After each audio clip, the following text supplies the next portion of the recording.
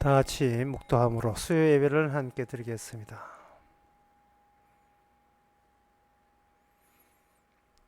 하나님이여, 주의 도는 극히 거룩하시오니 하나님과 같이 큰 신이 누구오리까? 주는 기사를 행하신 하나님이시라.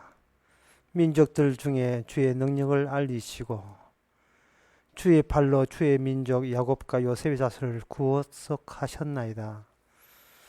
하나님의 구원이라는 것이 전적으로 하나님의 전능하심에 속한 일인 줄 저희들이 믿사오니 그 구원의 흔적이 우리를 통해서 나타나게 하옵소서. 예수님의 이름으로 기도합나이다. 아멘. 찬송가 404장 합시다.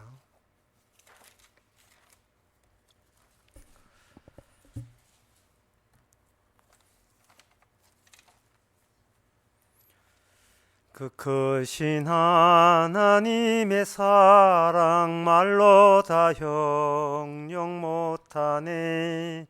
저 높고 높은 별을 넘어 이 낮고 낮은 땅 위에 죄범한 영혼 구하려 그 아들 보내사 화목제로 삼으시고 죄 용서하셨네. 하나님 크신 사랑은 청량다 못하며 영원히 변치 않는 사랑 성도여 찬양하세. 괴로운 시절 지나가고 땅 위에 영화 쇠할 때 주 믿지 않던 영혼들은 큰 소리 외쳐 울어도 주 믿는 성도들에게 큰 사랑 베푸사 우리의 죄 사했으니 그 은혜 잊을까. 하나님 크신 사랑은 청량다 못하며 영원히 변치 않는 사랑 성도여 찬양하세. 하늘을 두루마리 삼고 바다를 먹물 삼아도 한없는 하나님의 사랑 다 기록할 수 없겠네. 하나님의 크신 사랑 그 어찌 닿았을까. 저 하늘 높이 사도 채우지 못하리. 하나님 크신 사랑은 청량다 못하며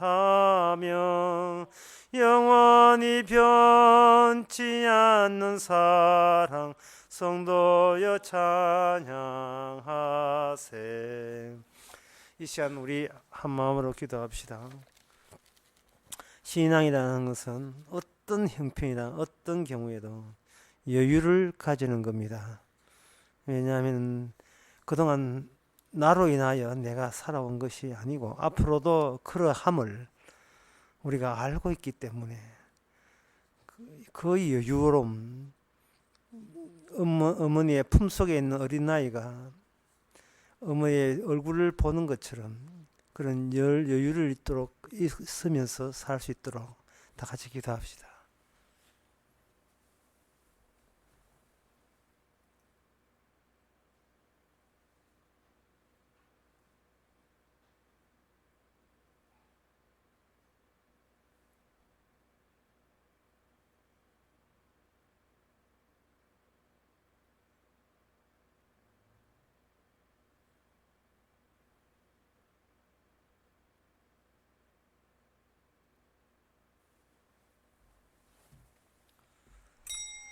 하나님, 무서움과 두려움에 늘 쫓기듯이 살 게 아니라 어떤 형편에 있든지 어떤 자리에 있든지 우리가 원한 것이 아니고 주께서 허락한 자리인 것을, 뜻이 있어 만들어준 자리인 것을 우리가 한시도 놓치지 말게 하옵소서.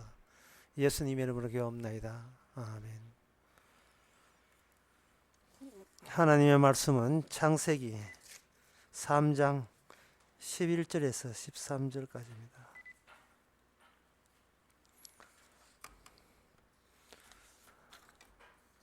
제가 읽습니다.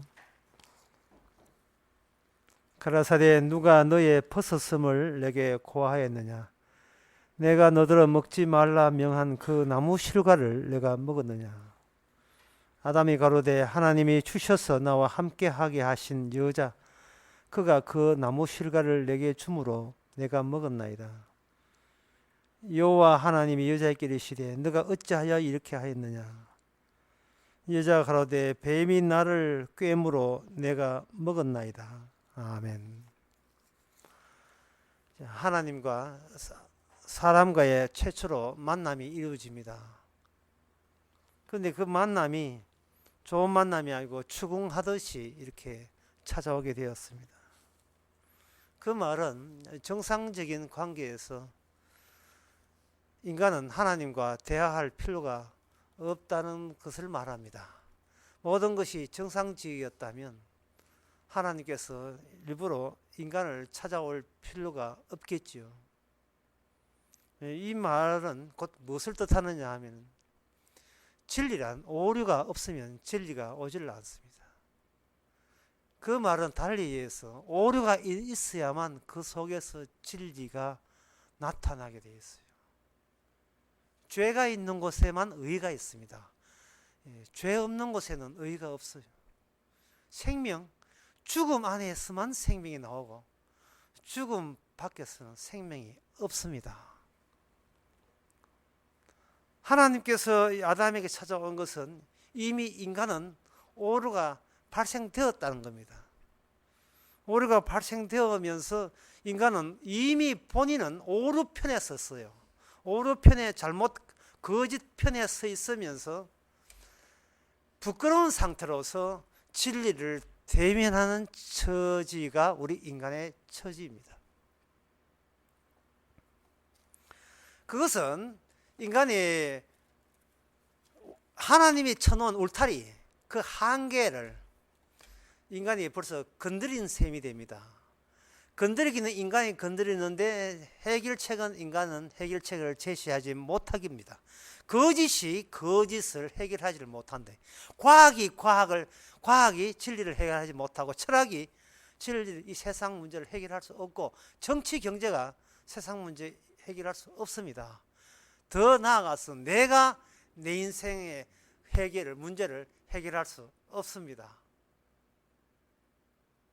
이게 신앙의 바탕이고 기본입니다.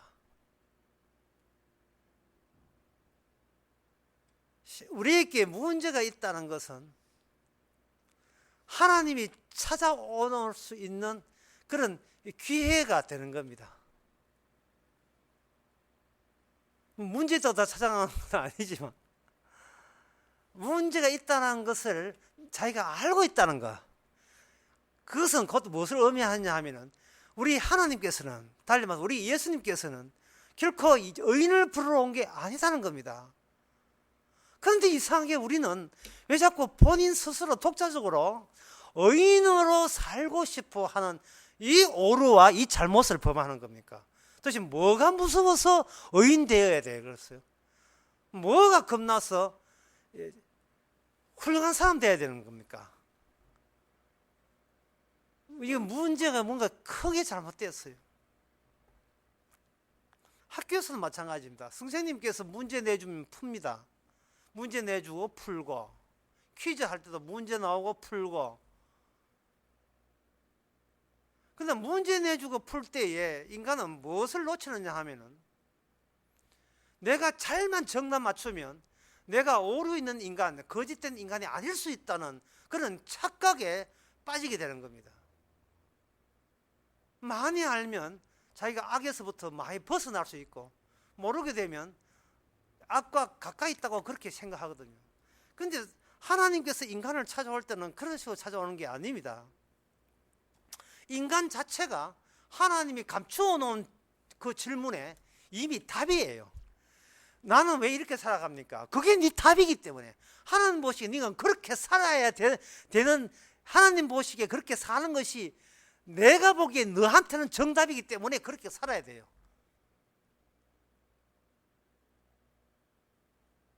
그러나 인간은 독자적으로 자기 생각, 관심사가 자기밖에 없습니다. 오늘 하나님과 주고받는 대화 자체가 그래요. 여기에 10절에 보면 가로되 내가 하나님의 음성을 듣고 내가 벗어섬으로 두려워하여 숨었나이다. 인간의 관심사는 자기 자신을 어떻게 커버하는가, 자기의 수치를 어떻게 들키지 않는가. 지금 관심사가 자기한테 관심이 있어요. 그러니까 그 하나님께서 그걸 지적합니다. 너는 내하고 대화할 때 초점을 다른 데 엉뚱한 데 초점을 가지고 지금 내하고 대화를 시도하고 있다는 거예요. 뭐냐 하면은 누가 네 벗은 것 가지고 내가 찾아온 줄 아느냐 이래 돼요. 그걸 이제 요새 버전으로, 교회 버전으로 하면 하나님이여 제가 죄를 지어서 구원을 못 받았나이다 이렇게 한다면 주님께서 네가 구원받겠다 하는 것도 네 생각이다 이 말이야. 네가 나는 죽어서 어디 지옥 갈까 천국 갈까, 이 자체가 관심사가 너에게만 있는 관심사예요. 너에게만. 그거는 주님과의 대화 자체가 성립이 안 됩니다. 그러면 주님은 관심이 어디 있느냐? 관심은 여기 있잖아요. 11절에 보면 가로사대 누가 너희 벗었음을 구하라 하느냐, 내가 너더러 먹지 말라 한 그 나무 실과를 너가 먹었느냐. 하나님의 관심사는 선악과에 가했습니다. 관심 초점이 달라요. 네 한계를 왜 네가 벗어났느냐, 그걸 묻는 겁니다. 네가 인간 고만되고 싶냐, 네가 피조물 고만되고 싶어서 네가 아주 약을 섞구나, 그런 뜻이에요. 네가 네 자리를 떠나기 위해서 네가 아주 열심을 냈구먼. 네가 본래 자리를 떠나버리면 그건 더 이상 인간이 아닙니다. 인간은 자기 자리를 찾아가야 돼요. 그런데 인간은 자기 자리를 찾는 것보다도 자기 몸이 예전 같지 않다는데 그게 더 신경 쓰이는 겁니다. 여기서 무척 어려운 이야기를 제가 해야만 하겠습니다. 그게 뭐냐면 아담은 두 종류가 있다는 사실. 아담이라는 자리가 따로 있고 그 자리를 떠난 아담 따로 있고 두 종류의 아담이 있어요. 하나님께서 가신 것은 아담의 자리에 있는 아담을 원하는데 모든 인간들은, 아담의 후손들은 이미 아담의 자리를 훌쩍 떠나고 관심사가 자기 자신에게만 있는 그런 아담이면서도 그걸 아담이라고, 인간이라고 행세께나 하려고 하는 겁니다. 이 두 가지 문제가 그대로 하나님과의 대화에서 어긋난 대화를 주고받으면서 이게 들통이 나버린 겁니다. 제가 부끄러워서 하나님 뵙기를 죄송스럽습니다. 상당히 겸손해 보이죠. 아주 교만한 겸손이. 관심사가, 주님 관심사가 그게 아니에요. 선악과 누가 따먹으러 했던가? 왜 따먹었느냐? 누가 너더러 선악과 따먹으러 했더냐라고 합니다. 선악과를 분명히 하나님은 따먹지 말라 했거든요. 따먹지 말라 했는데 내가 말한 것과 정면으로 반대되는 이야기를 한 자가 누구냐라고 묻는 겁니다.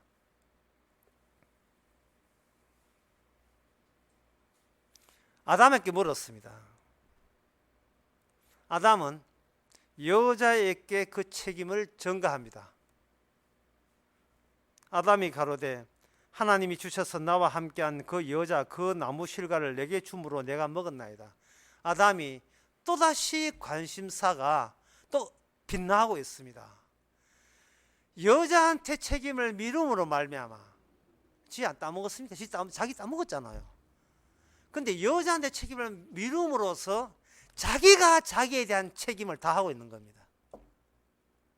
그래서 지난 주일 나설기에 자기와 세상에 대해 책임지지 마라 하는 거예요.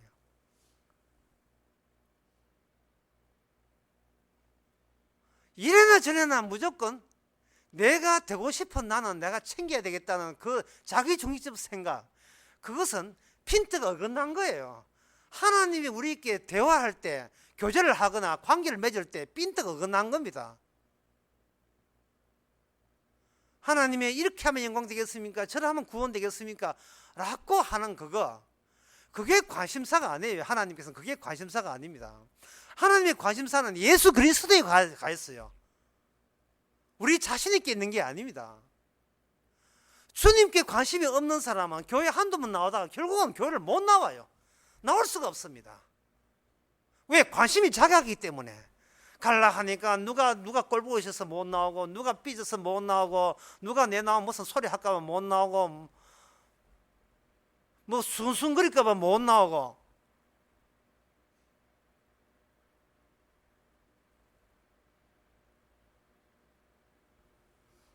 그런 사람한테는 본인이 관심 두는데 동조하지 않는 그러한 자리에 숨어 들어가는 것밖에는 할 게 아무것도 없어요. 내가 몸이 아픈데 누굴 나를 위로해 줄 사람 없을까? 그 위로해 줄 사람 윤복희 하나 찾아가지. 그 여러분 찾아가지. 그 자기 위로할 사람 찾아가는 거예요. 그것뿐이에요. 그것뿐이에요. 그런 식으로 해서 내 인생은 끝까지 내가 책임지겠다는 겁니다. 근데 그 사고방식 자체가 하나님이 관심 두고 있는 원래 아담에서 벌써 어긋나 있는 겁니다.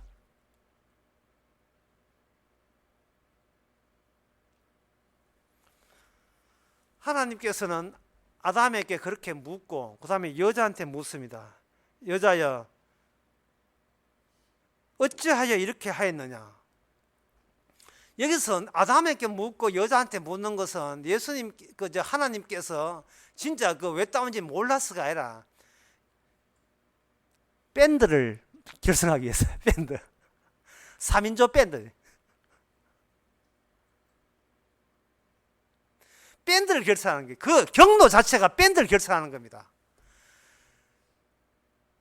남자는 여자에게, 여자는 뱀에게 그 책임을 전가함으로 말미암아 선악과 따먹지 마라 하는 그것에 대적했던 그 상대는 하나의 대상의 밴드로 형성되어 있는 겁니다. 조직으로. 그걸 구조화되었다는 겁니다.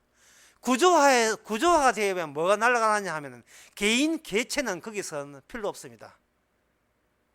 개인 개체 되어봐야 남핑기밖에 안 해요.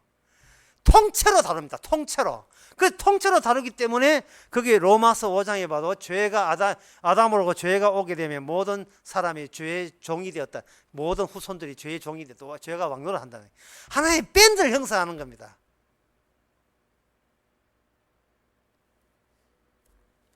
이 말은 밴드를 결성해서 하나의 집단으로 본다는 말은 뭔 뜻이냐 하면은 하나님께서 우리하고 상대하지 않는다는 뜻입니다.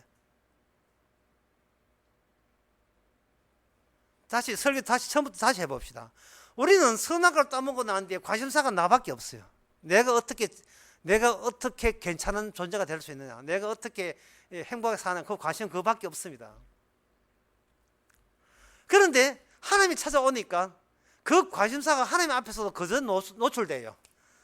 제가 이렇게 버섯섬으로 이렇게 숨었나이다 하고 그 자기 인생을 자기가 책임진다고 하겠습니다. 이거는 아직 여전히 자기 개인의 문제에 있어서는 개인이 내가 알아서 대처하겠습니다 하는 그런 뜻을 갖고 있어요. 하나님과 좋은 관계 해가지고 그로 인하여 내가 원하는 내가 되겠다는 뜻이죠. 그러나 하나님께서 그걸 지나쳐버려요.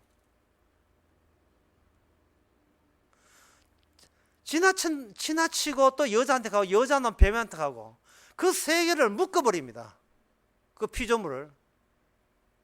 모든 피조물은 아니지만 사람과 악마라는 뱀이라는 그 피조물을 한때 엮어버려요. 엮이게 되게 되면 전체가 사적으로 개인적으로 하나님 이런 소원이 있는데요 라는 말은 수답이 되는 겁니다. 그거는 들어주지 않습니다. 개인적인 우리 자신을 나 자신의 개인적인 희망과 어떤 의도를 위해서 하나님 앞에 요구하는 것은 이거는 처음부터 차단되어 있습니다. 왜냐하면 우리는 개인적으로 움직일 수 없는 존재라는 사실은 이미 아담과 하와가 뱀을 통해서 확실해졌습니다. 다시 말해서 우리는 뱀과 하나의 밴드를 형성했어요. 조직을 형성한 겁니다. 따라서 이미 우리는 마귀의 쫄개입니다. 이 쫄개라고 이미 성인되었어요. 하나님 앞에서 성인되었는데 우리 쪽에서 확인이 안 됐어요.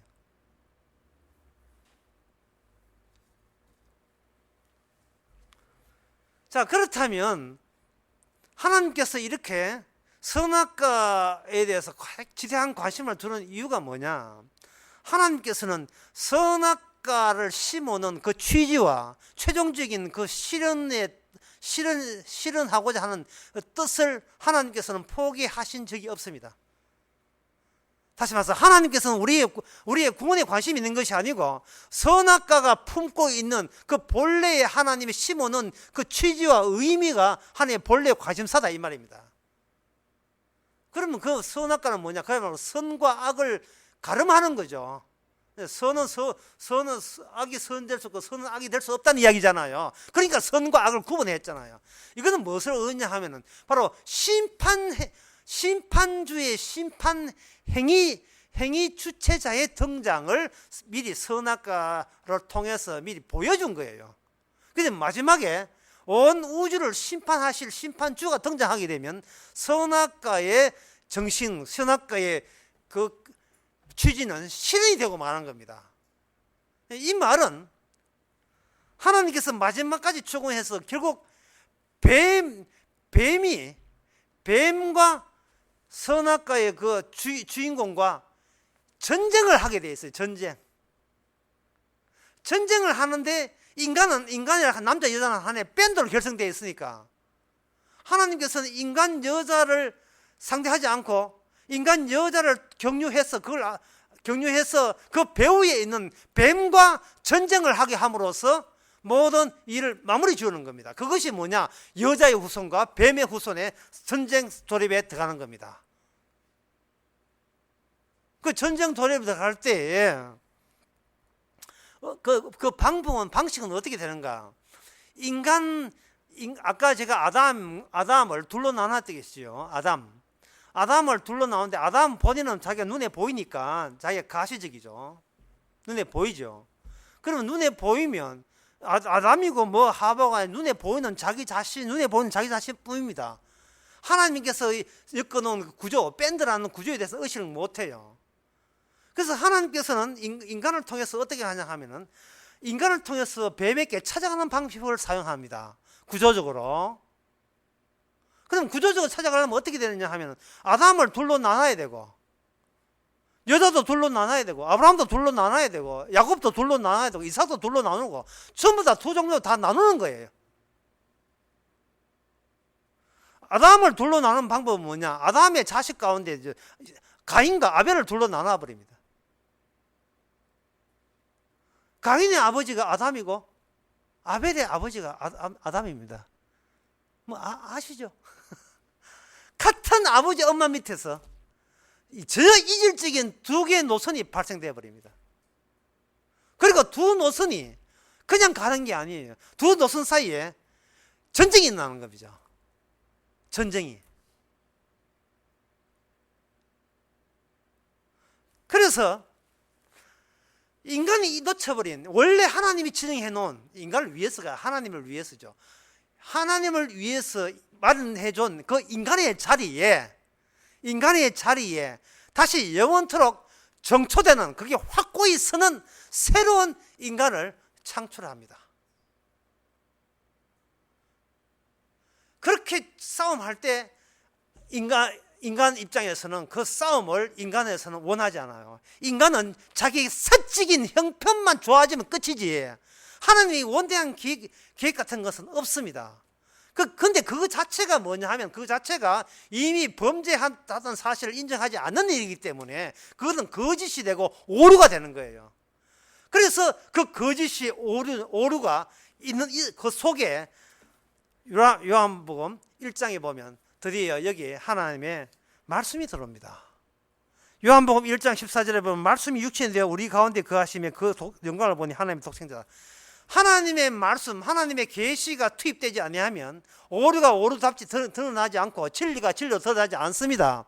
그래서 이 모든 인간은 아담이 범죄함으로써 전부 다 죄인이 되어야 되고 의인은 하나도 없어야 되고 죄인 되어야 되고 전부 다 죄의 종이 돼 있어야 돼요. 그런데 인간의 입장에서는 이러한 원대한 계획이 그냥 벽은 닫고 든다고 쑥 들어온 게 아니에요. 제가 아까 이야기했지만 인간은 본인의 본인 자체를 정당화하고 두 가지에 나가 있다는 생각 안 하고 지금 있는 나가 전부예요. 지금 내가 눈에 보이고 만져지는 이건 내가 전부예요. 이것을 진리를 어떻게 많이 알아서 그 진리를 확보해서 그 진리 덕분으로 내가 지금의 내가 잘되고 죽어서 천당 가고 그런 것만 생각하는 거예요.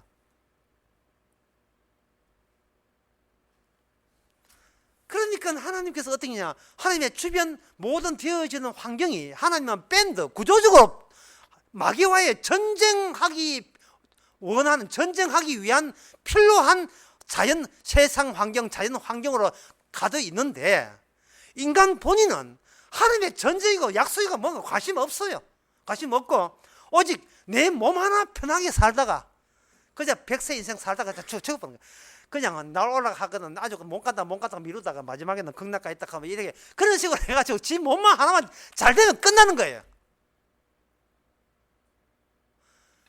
이게 쉽게 말해서 내가 살고 있는 이 세상의 그 지향, 하는 모든 경향성과 내가 하는 욕망과 이게 부합되지 일치되지 않아요. 이게 뭐냐? 삶의 무게입니다. 사는 게 왜 그렇게 무거운지 정말 무거워요. 이게 뭐 좀 안다고 해서 가벼워지는 게 아닙니다. 연세 많다고 해서 뭔가 편해지는 것도 아니에요. 공부 많이 한다고 해봐야 몸만 아프고 머리만 골치 아프고, 예, 돈 있어봐야 뜯는 사람이 더 많고 맞벌이 해봐야 손 벌리는 사람 더 많고, 이게 전도서 나오는 이야기예요. 어느 가정이 행복 하나 쳐다보면 그 가정에 문제 다 있고 문제 없는 가정이 없어요. 사실 말해서 환경에 합치지 않는 인간은 없어요, 이 땅에. 왜냐하면 인간이 노리는 것은 사적인 행복을 노리고 주님께서 원하는 것은 마귀하고 전쟁터에 합당한 그런 모든 사태가 일어나고 있으니 어떻게 그게 합치될 수가 있습니까? 초점이 다른데 관심사가 다른데요. 그저 교회 와서 빌면서 뭐 지 잘되라고 하지만 하나님께서는 난 이야기 안 해. 난 이야기 일 안 해. 왜냐하면 너는 이미 너 책임을 남한테 밀어왔잖아. 이미 뱀한테 밀어버리고 밀었으니까 저 너무 서럽게 하지 마세요. 저 잘못 아니에요 하고 밀은 상태에서 뱀하고 전쟁하는 그 전쟁이 거기에 어디에 그 꼽살이 끼를 데가 없습니까? 내 행복이 어디 있습니까? 전쟁 폭탄 날아가고 있는데 거기서 나만은 행복하다 이런 동굴이 어디 있어요? 없어요. 이번에 요한계시록 공부하면서 천천히 공부하면서 보니까 어떤 노래가 굉장히 위험한 노래냐, You Raise Up 하는 노래가 있잖아요. 주께서 나를 높은 곳에 산에 세울 것이라 하는데 성경의 요한계시록까지 선지서를 조사해 보니까 산 자체가 박살나 버립니다.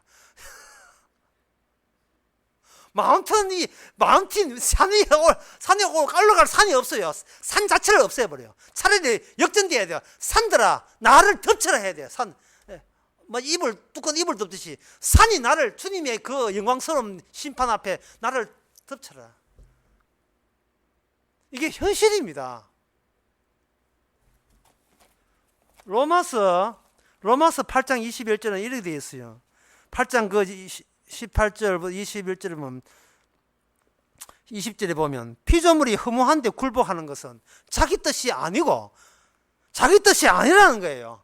그게 이 무슨 말이냐 하면 당신 잘못해가지고 당신이 지금 고생하는 게 아니라는 뜻이에요.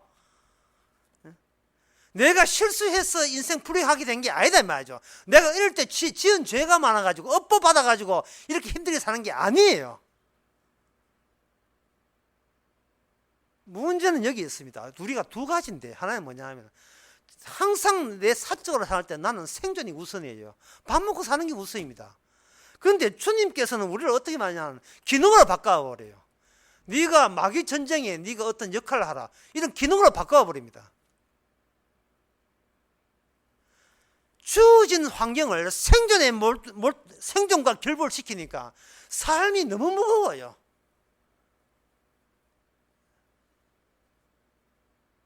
식당 차려놓으면 앞에 큰 식당 와보면 이 식당 손님 안 오고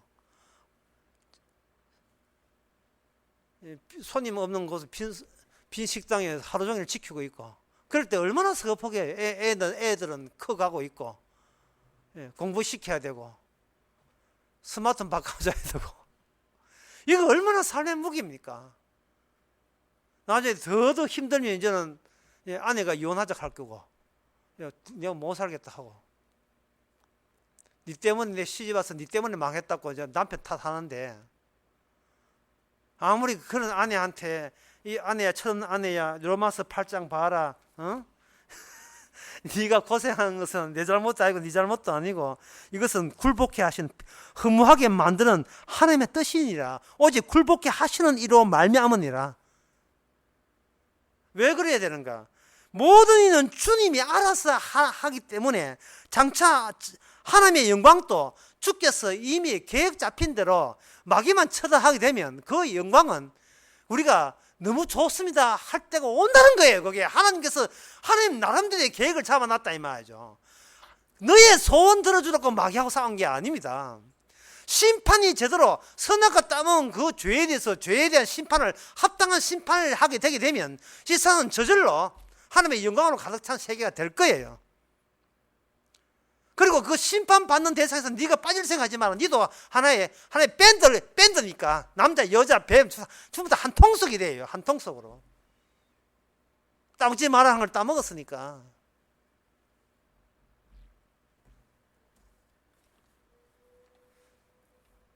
뭐 아바 그룹에 좀 되는 말 보컬 그룹 고아가 그룹 인간.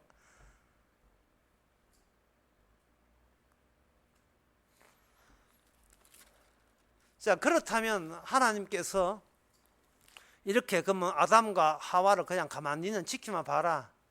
생존에 연연하지 말고 내가 뱀하고 싸워서 승리할 때 그 혜택은 내 택한 백성 너에게로 갖게 하고 이렇게 말씀하시니까 가만히 있으면 되느냐? 하나님께서는 자기 인간은 이렇게 순순히 하나님의 뜻에 순응할 인간이 아닙니다. 하나님이 뭐라 하든 경경이 뭐라고 하든 간에 제일 급한 것은 무엇을 입을까, 무엇을 먹을까, 무엇을 마실까 합니다. 아무리 예수님께서 그건 이방인들이 구하는 것이라 지옥 가는 인간들이나 그게 신경 쓰지 아무리 잔소리를 해대도 우리 본성이 이방적이에요. 우리 본성이 이방적이라서 아무리 그 나라 의를 뭐 하지만 그거는 빈말이고 구색 맞추기고 우리 속에서 끌어오르는 것은 살아야 될 건데 생존뿐입니다. 주께서는 그런 인간을 가지고 그가 그런 아담, 그런 야곱, 그런 아브라함, 그런 이삭, 그런 사람들을 가지고 주님께서 개입하셔서 왜냐하면 그들이 그렇게 자기 생존밖에 모르는 게 그게 거짓이고 오류거든요. 근데 제 설교 절차 뭐 했습니까? 거짓과 오류가 있는 곳에 진리가 타이밍 맞춰서 개입하는 거예요. 죄인을 들어서시는 겁니다. 죄인을 들어서셔서 그 죄인됨을 다시 한번 깨닫게 원천적으로 네가 어떤 자리에 있어야 했는데 지금은 네가 그 자리에서 벗어나서 이런 자리에 있다. 따라서 네가 그저 네 생존만 신경 쓰고 네 행복만 생각하는 것은 그거는 죄로서 마땅한 거다. 더욱더 중요한 것은 네 힘으로 원래 자리를 못 찾아간다는 거죠. 그래서 말씀이 육신이 된 거예요. 진리가 이 죄 속에 죄인의 몸으로 오신 겁니다. 그러면 그렇게 오게 되면 어떻게 되냐? 생존밖에 모르는 인간을 뭐로 바꾸느냐? 하나님의 마귀와 싸우는 전사로 또는 군인으로서 활용을 해버려요. 하나님께서. 그러면 활용한 예수님 오시기 전에 그렇게 활용당한 경우가 여러 가지 있는데 그 중에 한 가지 예를 들면 요나에 보면 이런 말씀 나옵니다. 요나 1장. 요나가 하나님의 말씀 듣기 싫어가지고 도망치다가 걸렸습니다. 갑자기 환경이 풍랑이 일지요. 하나님께서는 마귀하고 싸우는데 선지자는 인간이 마귀하고 싸우기는 싫어해가지고 지 하나 몸 편하려고 도망치고 있는 겁니다. 그렇게 이게 오늘날 우리 모습하고 똑같이요. 하나님은 예수님은 이 세상을 심판하고 심판해서 마귀를 심판하는 데 관심이 있는데 우리는 당장 그 때거리 신경 쓰고 있는 게 우리의 모습이다 말이죠. 마찬가지예요. 돈 있어야 편히 살고 혼자서 살고 싶어하는 혼자서 그냥 제 편한 대로 내 인생 내가 책임지는 게 인간은 죄 지은 상태에서 가장 자연스러운 본성이거든요. 지 잘난 맛에 살아가는 만큼 더 절실한 더 확실한 본성은 없습니다. 그런 요나를 가지고 풍랑을 일으게 해가지고 요나로 하여금 밴드를 결성했어요. 요나 하나 지 배 맞는 게 아니고 같이 배 탔다는 그 이유 때문에 다른 사람이 곤욕스러운 상황에 빠졌습니다. 다른 사람이 호들갑 떨면서 이거 대처를 찾고 있을 때 요나는 혼자 빠질 것이라고 여기고 배 밑에 잠을 잤지요. 그런데 기어이 깨었습니다. 깨어가지고 혹시 네가 이 재앙이 무슨 연고로 했는지 네가 알리바이를 대봐라 이런 거예요. 아무래도 이거는 수상한 일이 일어났다. 수상한 징후가 일어났다. 당신 누구예요? 당신 누구길래 갑자기 신이 노하느냐? 이거는 선장의 오래된 노하우입니다. 황의 노하우예요. 이렇게 갑자기 이렇게 이 계절에 갑작한 풍랑이 일이 없다. 이거는 돌발적이고 이거는 우연을 가장한 필연적인 어떤 일어난 사태인데 무슨 연유가 우리 배 안에 있는 어떤 인물과 연결되어 있다고 본 겁니다. 걸린 거죠. 그럴 때 요나가 이렇게 합니다. 12절에 보면 그가 대답하되 나를 들어서 바다에 던지라. 이게 요나 이야기입니다. 나를 던져 바다에 던져라. 나를 죽여라. 심청입니다. 나를 죽이세요. 요나가 이렇게 하나님 말씀을 도피한 것은 살기 위해서 간 거예요. 그런데 하나님 앞에 딱 걸렸을 때는 뭐냐? 저를 죽이세요. 내가 죽어야 당신들이 사합니다. 이게 바로 뱀에게 이길 수 있는 유일한 하나님의 방식입니다. 죽으면 죽으리라.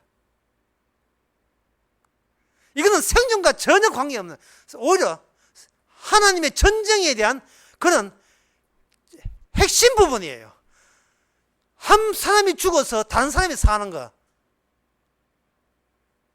왜냐하면 이미 인간들은 마귀의 쫄개가 되어가지고 밴드를 형성했기 때문에 마귀는 계속 뒤에서 그러면 죽는데 니 그 불행해진대 그 인생 망한데 니 한창 좋은 나이에 니 그래 살아야 되겠는가?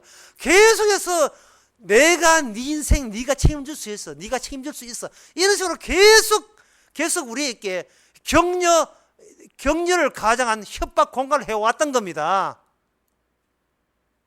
네 인생 포기하지 마라.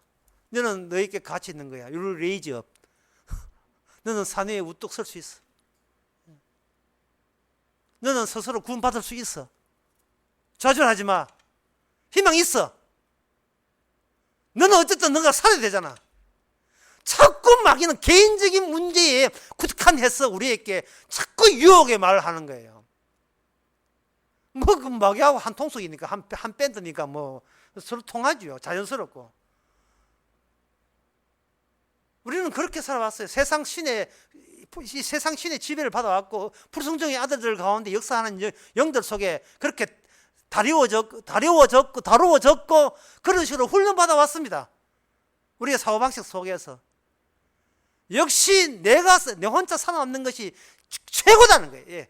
이 세상에 뭐나 하고 내 혼자 살면 나는 그러면 날 살리라. 그게 최고예요. 예. 36개가 도망간 게 최고듯이 그게 최고의 진리예요. 내가 곧 진리예요. 내가 살아남는 게 내가 곧 진리예요. 그런데 요나는 그 진리 사용하다가 걸려든 겁니다. 요 걸려든 거, 이 걸려들 때 그동안 쌓였던 삶의 무게가 한꺼번에 다 날아갔어요. 죽으면 죽으리라. 여러분, 이것은 당신들의 관계가 아닙니다. 나와 하나님의 관계입니다. 나를 들어서 바다에 빠뜨리소서. 그러면 여러분들이 살 수 있습니다. 물론 나는 죽습니다. 하지만 진정한 생명은 바로 하나님과의 앞에서 나한테 평소에는 나에게만 관심 있던 그 관심사가 하나님의 계획에 관심이 있다는 그 자체가 바로 새로운 하나님과의 밴드를 형성하는 겁니다. 조직을 형성하는 거예요. 그게 로마서 8장에 보면 하나님의 아들들이 이 피조물이 썩어짐의 종도를 할 때 하나님의 아들 나타나게 되면 하나님의 아들 중심으로 새로 새하늘과 새 땅이 펼쳐집니다. 그 하나님의 아들의 원형이 누구냐? 바로 예수님이십니다. 십자가 죽음으로써 승리하셨다 하잖아요. 다 이루었다. 죽는 게 뭐가 다 이룬 거예요? 죽음으로써 다 이뤘다는 겁니다.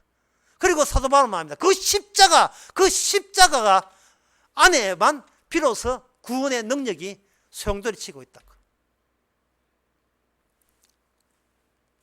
목사님 어떻게 하면 살 수 있을까 묻지 마세요. 어떻게 하면 죽을 수 있습니까? 어떻게 하면 죽을 수 있습니까? 제 해답은 성질대로 사시면 그게 성질대로 사시다 죽는 게 그게 영성입니다.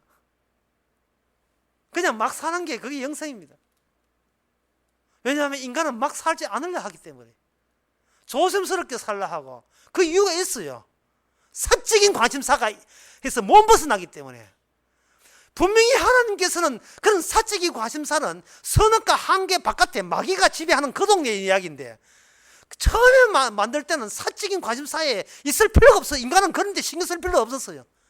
이미 한계를 벗어나 찢어져 가지고 하나님의 저주 아래 있기 때문에 사적이라도 나라도 나에게 관심을 둬야 숨통이나 트는 거예요.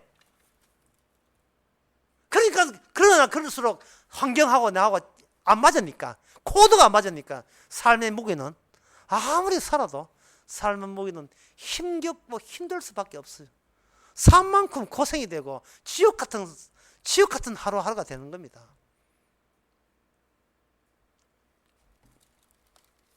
그리고 요나는 붕덩 물속에 빠져 죽습니다.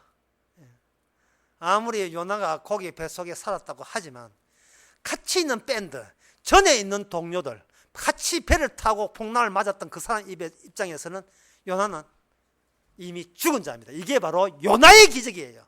십자가에서 세상에 대해서는 죽은 자고 우리가 보기에 세상은 죽은 자가 돼요.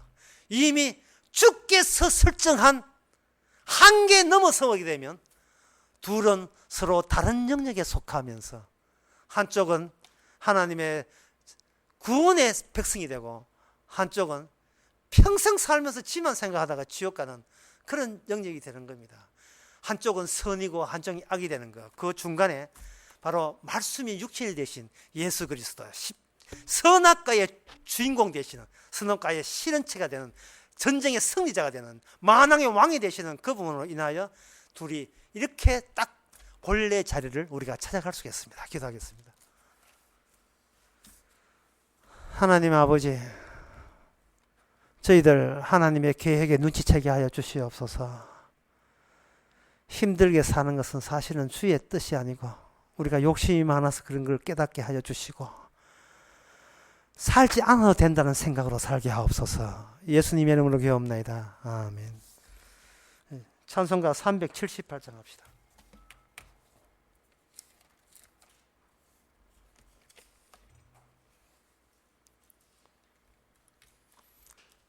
이전에 주님을 내가 몰라 영광의 주님을 비방했다.